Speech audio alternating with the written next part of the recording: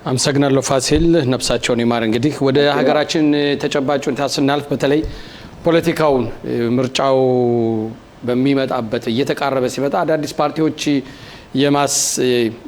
የማቋቋም የመመስረት ሐሳብ አሉ ብዙዎችም። በተለይ ደግሞ አሁን በሊኩድ ፓርቲ ውስጥ ምን እየተደረገ ምን እየተካሄደ ነው ያለው ፋሲል? እንግዲህ እነዚህ ባለኮር ዛሬ የሊኩድ ፓርቲው የህግ ኮሚቴ ስብሰባ አድርጎ ውሳኔ ላይ ደርሳል ተብሎ ይጠበቃል። ወይ ፕራይመሪስ ይካሄዳል፣ አለበለዚያም ከጠቅላይ ሚኒስትሩ ጋር በመተባበር የሚቋቋም ኮሚቴ ምደባ ያደርጋል በፓርቲው መሪዎች መካከል የሚል ሀሳብ አለ። ይህ በዚህ እንዳለ በህብረተሰባችን ብንጀምር አይቸው በህብረተሰባችን በኩል በተለያዩ ፓርቲዎች ራሳቸውን ወደፊት ለማስቀደም የሚጥሩ ብዙ ናቸው። በአንጻሩ ደግሞ ከተለያዩ ፓርቲዎች በመውጣት ራሳቸውን ችለው ቤተ እስራኤል በመወከል ፓርቲ መስርተው ለመወዳደር የሚፈልጉ አሉ። እንግዲህ በአጠቃላይ ሁኔታ ስንመለከት ለምሳሌ ያህል ራሳቸውን ችለው ቤተ እስራኤልን በመያዝ ለውድድር እንሳተፋለን የሚሉት ባለፉት ጊዜ የተደረጉትን ሙከራዎች አይቸው እናስታውስ ነን። መደበኛውን ፐርሰንት ለማለፍ ፍጹም መቃረብ የማይችሉበት ሁኔታ አለ ያለው። ፍጹም መደበኛው በአሁኑ ወቅት እንኳን ግልጽ አይደለም፣ በቅርቡ ይወጣል። በብዙ ሺህ የሚቆጠር ድምጽ ነው። ህብረተሰባችን 170,000 አካባቢ ነው። ከዛም ውስጥ የመምረጥ መብት ያለው ከ18 ዓመት እድሜ በላይ የሆነ እንግዲህ 90,000 ወይም 100,000 አካባቢ ደስ እንደው ከዛም ያንሳል። ብዙ ወጣት ይቅርታ ሁሉም እንኳን ቢመርጥ አንድ ፓርቲ ለአንድ ፓርቲ አማካኝነት ክኔሴት መግባት አይቻልም። በህብረተሰባችን እንደምገምተው ነው ከፖለቲካ ተንታኝነት የተነሳ። ነገር ግን ሁሉም ደግሞ እንደማህበር የታወቀ ነው። በተለያዩ ፓርቲዎች እንደመርጥ ነው የሚታወቀው፣ በሁሉም ፓርቲዎች ማለት ይቻላል፣ በግራውም በቀኙም በማዕከላዊ። ስለዚህ መልካም ዕድል እንላቸዋለን። ነገር ግን አልዘገየም። ግን አሁን አዳዲስ ፓርቲዎች ነው እዚህ ላይ ፋሲል ምናልባት ቅድመ እንዳልከውም አንድ ትልቅ ከባድ ነው በእውነት ራስን ችሎ አልዘገዩ አይቸው ለያኔ ያልኩበት ምክንያት ምን መሰለህ ፋሲል፣ ምናልባት ከሌሎች ሰዎች ጋር በመቀናጀት ከአንድ ላይ ሆኖ ለመስራት ለመሄድ ሰዎችን ለመምረጥ ኃይል ለመሰብሰብ አቋማቸውን ለማሳወቅ የበለጠ ጊዜ ያስፈልጋል። በዚች ባጭር ጊዜ ውስጥ ተነስቶ አዲስ ፖለቲካ ይዞ መነሳት ፓርቲ ይዞ መነሳት ብቻ አይደለም፣ ከሌላው ህብረተሰብ ጋር ከኛ ጋር ብቻ አይደለም፣ ከሌላው ህብረተሰብ ጋር አንድ ላይ በመሆን ምናልባት አንድ ነገር በመመስረት አንድ ተቋም መመስረት መሳተፍ እስካልተቻለ ድረስ እንዳልከው ብቻችንን በፍጹም በፖለቲካ ተንታኝነት ነው የምናገረው። አታድርጉ ማለት አይደለም። ሁሉ መብት ነው። ሀገሪቱ ዲሞክራሲ መብት ያለበት ሀገር ነው። ነገር ግን መግባት አይችልም። በአንድ በኩል ግን የሚመስለው አንዳንድ ተንታኞች እንደሚሉት ከሆነ እንደዚህ አድርገናል አቋቁመናልና ብዙ ደጋፊዎች ስላሉን ባሉትና በተቋቋሙት በሌሎች ፓርቲዎች ዘንድ ኃይላችን ይታይልንና ጥሩ ቦታ ስጡ ነው ለማለትም ይቻላል። ለማለትም ሀሳብ እንዳለ አንዳንዶች ተንታኞች እየጠቆሙ ነው። ግልጽ ነው። በዚህ አባባል ኃይላችን አለ እና ቦታ ስጡን። አሁን ቦታ የሚመደብበት ነው ብዙዎቹ ፓርቲዎች ከአሁን በፊት አይታወቅምና ያንኑ መድገም ነው። ገባ? አንዳንዶች ያንኑ መድገም ነው። ከአሁን በፊት የነበረ ሁኔታ ነበር ታውቃለህ።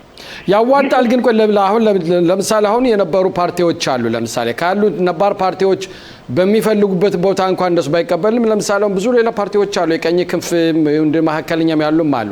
ከነሱ ጋር መሆን ማይቻልበት ምን አለ? ወደ አዲስ ፓርቲ ማንኛውም ቢሆን አሁን እየወጡ ለራሳቸው ፓርቲ አንተ ወዳልከው አባባል መለሳቸው ጊዜው ዘገየ። በፊት መደረግ ያለበት ነገር አልተደረገም። አሁን ግን በመጨረሻ ሰዓት በሞተ ሰዓት እንደኔ አመለካከት ተነስቶ ፓርቲ አቋቁማለሁ በማለት እንደዚህ ብሎ ፓርቲ ማቋቋሙ ስጋት ሊመጣ ይችላል፣ ድምጽ ሊባክን ይችላል በሚል አመለካከት ነባርና ትላልቅ ፓርቲዎች እንዲወስዷቸው ጥረት ለማድረግ በመጨረሻ ሰዓት ላይ በሞተ ሰዓት ላይ የተደረገ እንቅስቃሴ መስሎ ነው የሚታየው ባጭሩ። እና በአጠቃላይ ሁኔታ ስንመለከት ሁሉም ፓርቲዎች በአሁኑ ወቅት ከፍተኛ እንቅስቃሴ እያደረጉ ነው። እንግዲህ እንዳልከው ጊዜው በጣም አጭር ነው። ስለዚህም ነው ለምሳሌም ጊዜውም አጭር በመሆኑ ከዚህ በተጨማሪም በሊኩድ ፓርቲ የተለያዩ አዳዲስ ሰዎች እንዲገቡ በሚደረግ ጥረት ለማድረግ ጠቅላይ ሚኒስትሩ ኮሚቴ ተቋቁሞ ምደባ ያድርግ ያሉት። ምክንያቱም ጊዜው ካልዘገየ ማለትም ፕራይመሪስ ከተካሄደ ወይም ክፉኛ ፉክክር ከተካሄደ በፓርቲው አባላትና መሪዎች መካከል አንዱ ስለሚገጽጽ ስም ስለሚያጠፋ ፓርቲው ጉዳት ይደርስበታል በሚል አመለካከት ይህን ነገር ለማስቀረት ነው ከፍተኛ ጥረት እየተደረገ ነው። የሚገርም ነው። ብቻ ፖለቲካ ነው፣ ወቅቱ የፖለቲካ ወቅት ስለሆነ ብዙ ያነጋግረናል። ሌላው የምርጫውን ሁኔታ ስናካሄደው ምናልባት አንዳንዶች እንደሚናገሩት ምናልባት ከኢራን ጋር ያለው ጦርነት ሊመለስ ከምርጫ በፊት ወደ ጦርነት ልንመለስ እንችልም ይሆናል። እንዳውም አንዳንዶች እንደሚሉትም ጠቅላይ ሚኒስትር ቢንያሚን ኔታንያሁ ሆን ብለው ይህን ያደርጋሉ ብለው የሚያስቡም አሉና አንተ እንዴት ታስባለህ? ይሄን እኔ ፍጹም አላስብም። ምክንያቱም እስካሁን ድረስ ባለው ሁኔታ ጠቅላይ ሚኒስትሩ መቃወም መደገፍ ይቻላል። ይህ ሀሳብ በነገራችን ላይ ዛሬና ትላንት የወጣ ሀሳብ አይደለም። እንደውም ምርጫ አይካሄድም፣ ዲሞክራሲ አይደለችም ሀገሯም ያሉ ብዙ ነበሩ አይደለ እንዴ? እና ምርጫው በተወሰነለት ቀን መካሄዱ አይቀርም። ከኢራን ጋር ያለው ጦርነት በሰፊው ይነሳል ተብሎ የሚገመተው ከኖቬምበር የአሜሪካ ምርጫ ማለት ነው፣ ከህዳር 3 ቀን ምርጫ በኋላ ነው የሚባለው። ግን ከዛ በፊትም ባለው ተጨባጭ ሁኔታው ሰሞኑ እንደምናየው ኢራን ያመረረችበት ሁኔታ አለ። በከፍተኛ ሁኔታ ስምምነቱን ማታከብርበት ሁኔታ አለ። ምናልባት ከዛ በፊትም ይካሄዳል። ያም ሆነ ቢካሄድም ሰዓት ተመድቦ ምርጫው እንዲካሄድ ይደረጋል እንጂ ምርጫው እንዳይካሄድ ጠቅላይ ሚኒስትሩ በዚህ ጉዳይ ላይ እጃቸውን ያገባሉ የሚል በእኔ በኩል አመለካከት የለኝም።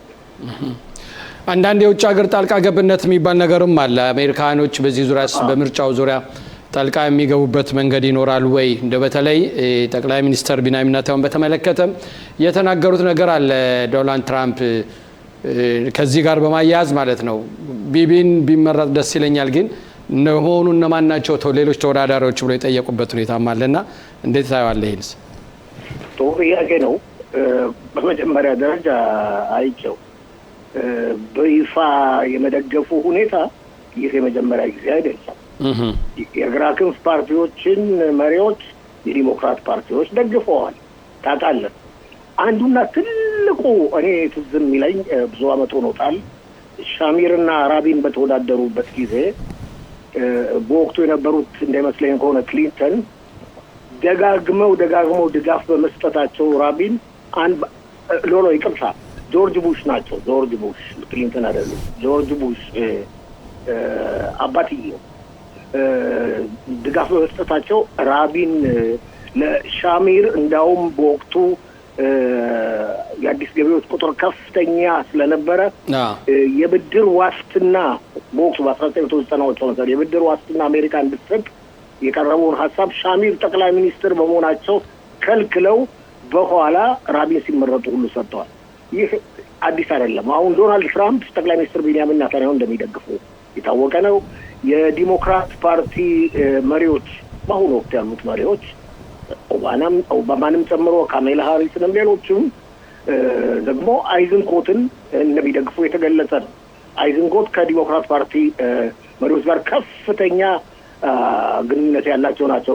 ከውጭ ጉዳይ ሚኒስትር ብሊንከን በፊቱ ማለት ነው፣ ከፕሬዚደንት ጆ ባይደን እና ከሌሎቹ ጋር።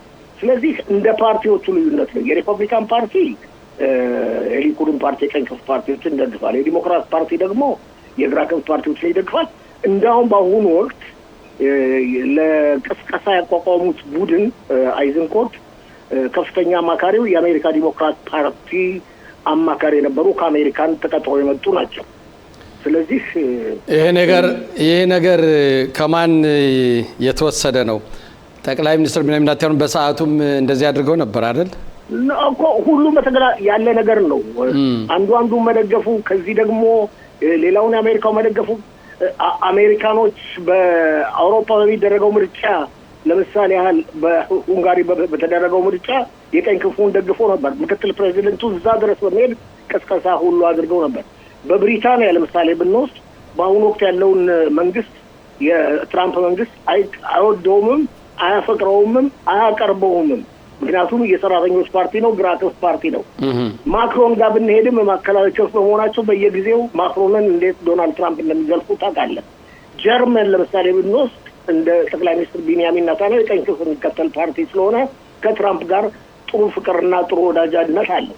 ስፓኝ ያለው የሰራተኛ ፓርቲ ስለሆነ ሀገሪቱን የሚያስተዳድር ጠቅላይ ሚኒስትሩን እንኳን በአይን ለማየት ዶናልድ ትራምፕ ባለፈው የኔቶ ስብሰባ ወቅት እንዳልፈለጉ ሁሉ ለመመልከት ችለናል። እና ፖለቲካው ነገር ያለ ሁኔታ ነው። ይሄ ጀመረው ማለት ሳይሆን በመላው ዓለም ያለ ሁኔታ ነው። በይፋ ከሆነ ነው። በአንጻሩ ደግሞ አንድ ነገር ያገለጽ ነው። ውስጥ ለውስጥ ምርጫውን ለመለወጥ የሚደረጉ ጥረቶች አሉ። እነዚህም ጠላቶች የሚያደርጉት ጥረት ነው። ይሄ ውስጥ ለውስጥ የሚደረግ ጥረት ጠላቶች ማለት ኢራን እጇን ልታስገባ ትችላለች። በዚህ ጉዳይ ላይ የተለያዩ ቅስቀሳዎችን ልታደርግ ትችላለች። አንዱን ደግፋ ለማጣላት ትሞክር ይሆናል። ሌሎችም የእስራኤል ጠላት ካታር ልታደርግ ትችላለች። በዚህ ነገር የታወቁ ናቸው እነዚህ ሀገሮች የእርስ በርስ መጋጨት እንዲፈጠር። ከዚህ በተረፈ ግን ዲሞክራሲ ያለባቸው ሀገሮች በይፋ ይሄን ደግፋለሁ አልደግፍም ማለታቸው አዲስ ነገር አይደለም። ወደ ኢራን ስንመለስ በኢራንና በአሜሪካ ያለው አለመግባባትን በለው ወይስ ምንድነው? ወይስ መናናቅ ነው? አንተናል አይቸው ሳለቃ ነው አይደለ? በተጠባባቂነት ካለ መግባባቱ አልፈናል ወጥተናል። አይቸው ምንድነው? አይ ምንም መፍትሄ አሁን ያለው ሁኔታ ይኸውልህ አይቸው እኔ የዓለም ሕዝብ እንዴት እንደማይገባውና ግልጽ እንደማይሆንለት ይገርመኛል። ግን ግልጽ የሆነለት ይመስለኛል። እነሱ እኮ እኛ እንደምናስበው አይደለም የሚያስቡት። ባለፈው ጊዜ ደጋግሜ ተናግሬያለሁ። እነዚህ ጂሃዲስቶች በተለይም ሺዎች ህይወትና ሞት እኩል ነው እነሱ ጋር። ቢሞቱም ግድ የሌላቸው ናቸው። አሁን ከፍተኛ ጥረት የሚያደርጉት የልህ ጉዳይ ነው። ማለትም ቂም በቀልን መፈጸም አለብን እንዴ የሙስጠፋ የመሪያቸው እሱም የተናገረው ቃል በይፋ ወጥቷል። አንደኛ እሺ አባትየው ብቻ አይደለም የሞቱት አይቸው ባለቤቱ ሞታለች።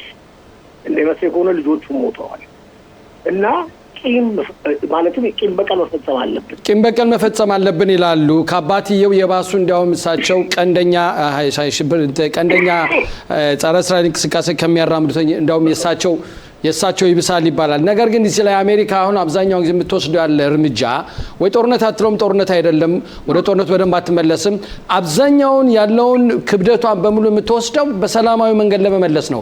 ኢራን ደግሞ ይሄን እያየች የአሜሪካ ደካማነት እየተመሰላት የፈለገችውን ነገር እያደረገች ነው። እንዴት ነው ይሄ እስከመቼ ሊቀጥል የሚችለው? አንተ ትክክል ነህ። ኢራን አሜሪካ ደካማ ትመስላታለች። ነገር ግን አሜሪካ እንደኛም እንደሌሎችም ሀገሮች ዲሞክራሲ ስርዓት ያለባት ሀገሮች የአሜሪካው ፕሬዚደንት ከፍተኛ ጥረት የሚያደርጉት አልሆንላቸው እያለ ነው እንጂ ነገሩን በማረጋጋትና በመሳብ ህዳር 3 ቀን መድረስ ነው። እሳቸው የሚመለከቱት ጦርነቱን ወይም የተኩስ ልውውጡን ወይም ስማቸውን መጥፋት ብቻ አይደለም። በዚህ ጦርነት ምክንያት የዓለም ኢኮኖሚ እየተቃወሰ ነው። እየተቃወሰ ነው። ይሄ ነገር እኛ ስንመለከት ዋይ ተደፍተዋል መመለስ አለባቸው ብለን እናስብ ይሆናል። የዓለም ኢኮኖሚ እየተቃወሰ ነው። ይሄ ሆርሙዝ የባህር ወሽመጥ በኩል የነዳጅ ዘይት በከፍተኛ ሁኔታ የሚያልፍበት መንገድ ነው፣ የባህር መንገድ ነው። ይህ መንገድ በየጊዜው መዘጋቱ፣ መከፈቱ፣ ተኩስ በተለያዩ በርሚል ተሸካሚዎች መርከቦች ላይ መከፈቱ የመሳሰለው ከፍተኛ ጉዳት ያደርሳል። ኢኮኖሚው ላይ ማለት ነው። ኢኮኖሚ ላይ ጉዳት ከደረሰ ደግሞ አሜሪካ ዋናው መሰረቱ ከጦርነት ይልቅ ኢኮኖሚ ነው። ኢኮኖሚ ላይ ከደረሰ ጉዳት ደግሞ ለምሳሌ ያህል የቤንዚን ዋጋ ከናረ አሁን ያለበት ሁኔታ እንኳን ደህና ነው። ከናረ ፕሬዚደንት ዶናልድ ትራምፕ ለኮንግሬስ በሚደረገው ምርጫ ከሚያገኙት ድጋፍ ይቀንሳል። ከቀነሰ ደግሞ ብዙሃኑ በኮንግሬስ ዲሞክራት ፓርቲ አባል ሆኑ ፕሬዚደንት ትራምፕ የተለያዩ ውሳኔዎችን መወሰን አይችሉም። ኮንግሬስ ወሳኝ የሆነባቸው ከፍተኛ አጀንዳዎች አሉ። ለምሳሌ በጀትን ብንወስድ በጀት ኮንግሬስ ካላጸደቀው ፕሬዚደንቱ ከተግባር ላይ መዋል አይችሉም። ምሳሌ እነዚህ የመሳሰሉ ብዙ ችግሮች ራሳቸውንም ከስልጣን እናወርዳለን ብለው ሊነሱ ይችላሉ። ኢምፒችመንት የሚባል አለ። ይህን ሁኔታ ሁሉ ስለሚፈሩ በተቻለ መጠን እስከ ኖቬምበር 3 ወይም ዳር 3 ቀን ድረስ ለመሳብ እየሞከሩ ነው። ግን አንተ እንደምትለው አሁን የማይቻልበት ደረጃ እየደረሱም ይመስላል። ይኸው ከትላንትና ወደ ሌሊት ይመስለኛል አሜሪካ እርምጃ ወሰደች። ትላንትና ሌሊት ኢራን አጸፋውን ስትመልስ ቆይታለች። እስካሁን ድረስ ልብ በላቸው እስራኤል ላይ አልተኮሰች። እስካሁን ድረስ እየዛተች ነው። እስካሁን ድረስ ግን እስራኤል ላይ አልተኮሰችም። ለምን ማለት ይቻላል? በአንድ በኩል ፈርታም ሊሆን ይችላል፣ በአንድ በኩልም ላይሆን ይችላል። ያም ሆነ ይህ አንድ ጊዜ መተኮሱ አይቀርም። ከተኮሰች ደግሞ እስራኤል በከፍተኛ ሁኔታ አጸፋ ለመመለስ በከፍተኛ ዝግጅት ላይ እንደምትገኝ የጦር ኃይሎች ኤታማዦር ሹሙ የመንግስት ባለስልጣኖች በየጊዜው ይፋ እያደረጉ ነው። ሊባኖንን ለምሳሌ ኢራን አታነሳም። አሁን ዝም ብለው አጠቃላይ ሁኔታ ነው እንጂ እስራኤል በሊባኖን ድል አግኝታለች። ሊባኖስም ከኢራን ገንጥላለች። አዎ ብቻ አንዳንድ ጊዜ አይነት ሁኔታ ያለበትም በዚሁ መቀጠሉ ትንሽ ሊያዘናጋም ይችል ይሆናል። የሚያዘናጋ ሁኔታ ሊመጣ ይችላል። የአሜሪካ ጦር ኃይል በፊት የነበረው በወቅቱ በጦርነቱ ጊዜ የነበረው ጦር ኃይል በአሁኑ ወቅትም በፋርስ ባህረ ሰላጤ እንዳለ ነው። 2 አውሮፕላን ተሸካሚ መርከቦች አሉ። አሜሪካ ሌላ ስጋት ቢኖርባትና ሌላ እርምጃ ብትፈልግ እነዚህን በየቀኑ በብዙ ሚሊዮን ዶላር የሚወጣባቸው የጦር መሳሪያዎች ከዚህ አካባቢ ከፋርስ ባህረ ሰላጤ አካባቢ ታነቃነቅ ነበር። ነገር ግን ሀሳብ እንዳለ መጨረሻው ጦርነት እንደሚሆን ለሁሉም ግልጽ ነው። ግን ይሄ ባለበት ሁኔታ እንደዚህ የሚቀጥል ከሆነ ምናልባት በጦርነት የተገኘው ድል በእንደዚህ በድርድር ላይ አሁን እያጣ ነው አይደለም ወይ? ሎ አይቀጥልም። አይቸው እንደዛ ብለን ማመን አለብን። ሊቀጥልም አይችልም። ኢራን የኒውክሌር የጦር መሳሪያ እንዳታመርት የተወሰነው ውሳኔ ተግባር ላይ ካልሆነ የሆርሙዝ ወሽመጥ ዓለም አቀፍ ወሽመጥ ነው። ዓለም አቀፍ ወሽመጥ እስከሆነ ድረስ ኢራን ክፍያ እንዳትከፈል የተስማማችበት ግልጽ እስካልሆነ ድረስ በፍጹም አይቀጥልም። ይዘገያል እንጂ ጦርነት ሊፈታ የማይችልበት ደረጃ ላይ ነው። ይህ መንግስት በኢራን ያለው መንግስት ሙሉ ለሙሉ ተገልብጦ እስከ መሬት ውስጥ እስካልገባ ድረስ በፍጹም ስምምነት ላይ መድረስ የሚቻልበት እኮ ያ ካለ ታዲያ ፕሬዚዳንት ዶናልድ ትራምፕ ለምንድን ነው በኢራን ውስጥ አዲስ አስተዳደር አለ አዲስ መንግስት አለ ብለው የሚያወሩትኝ? ማን ነው አዲስ የሆነው? በፊት አሉ አውቀው ለመሸወር ነበር ያሉት። እንደኔ አመለካከት ኖቬምበር 3 ቀን ለመድረስ እኔ ደግሞ አሉ ተመልካቾቻችን ይላሉ አስቀድሜ ተናግሬያለሁ። ዳር 3 ቀን ለፕሬዚዳንት ትራምፕ ምን ያህል ወሳኝ ቀን እንደሆነ በዛ ምርጫ የግዴታ ማጆሪቲውን በኮንግሬሱም በሴናትም ማግኘት አለባቸው። ሚኒመም ቢያንስ በአንዱ በተለይም በሴናት። ይህ ካልሆነ 2 ዓመት የሥራ ዘመናቸው ከዛ በኋላ ፍጹም ሊሳካላቸው አይችልም። ያሰቡት ሁሉ ሊሳካ አይችልም። ስለዚህ ኢራኖች አሁን ደግሞ ውስጥ ለውስጥም እንደሚባለው ከሆነ ሲአይኤም ሆነ ሞሳድ የተለያዩ ዘዴዎችን በመጠቀም ያለውን መንግስት የኢራን መንግስት ለመጣልም ጥረት እያደረጉ ነው ይባላል። እንግዲህ ሁሉ ነገር ከተቀነባበረ አንድ ቦታ ላይ መድረስ ይቻላል ማለት ነው።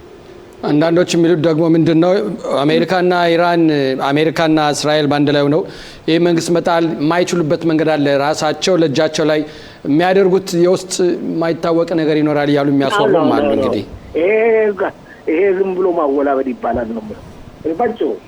ማወላበድ እየፈጠሩ ማውራት ነው ይባላል። አንድ ነገር ልበል። አንድ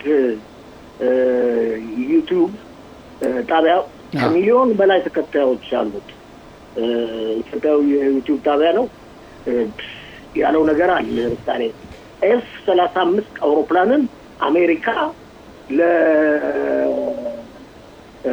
ለቱርክ ወስናለች። ስለዚህ እስራኤል እንቅልፍ ብሏታል። ገና መች ወሰነች? ከሚሊዮን በላይ ተከታዮች ያሉትን ያወራብዳቸዋል። ገና በተወሰነ ፕሬዚደንት ዶናልድ ትራምፕ ያሉት በጎ ፈቃደኛ ነኝ ይህንን ለመሸጥ ብለዋል። ነገር ግን ይህ ማለታቸው ነገ ጠዋት ሊሰጡት ነው ማለት አይደለም። ሰዓት ጊዜም ይወስዳል ለራሱ እሱን የጦር መሳሪያን በማስመልከት ልዩ የጦር መሳሪያ ዘመናዊ የጦር መሳሪያ በማስመልከት እሺ ፋሲል ትራምፕ ብቻቸውን የመወሰን መብት የላቸው።